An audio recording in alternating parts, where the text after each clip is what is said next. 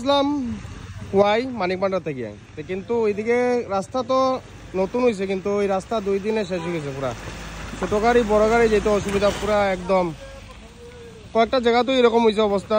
কিন্তু রাস্তার কার দোষ? রাস্তার দোষ না গাড়ির দোষ? বেশি রাস্তা কমপ্লিট হওয়ার বেশি দিন হয়েছে না, রাস্তা তো ভালোই আসলো, কিন্তু এখন অবস্থা দেখো।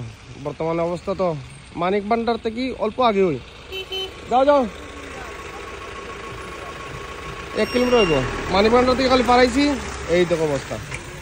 এর আগেও একটা গাতা পাই আইছি, কিন্তু বর্তমানে তো গাড়ি চাক্কা উঠে যায়, বড় গাড়ি কেমনে যাইব। পুরা খারাপ হওয়ার কারণ কি? এই বড় বড় গাড়ি যাওয়ায় খারাপ হয়েছে না রাস্তা কাজ করছে ভালো না? কারণটা তো আমি জানি না, তো আমি জাস্ট তুলিয়া ধরলাম, আপনারা ভিডিওটা দেখিয়া জানেন কারণটা কিটা। আর যেহেতু রাস্তা তো ভালোই আছে, এরকম রাস্তা থাকলে কার গাড়ি চালাইতে ভালো লাগে না, আর দেখতেও ভালো লাগে। তো ওই কারণে অত ভালো রাস্তার মধ্যে এরকম গাতা ভাঙ্গা হয়ে গেলে একটা মনে হইব।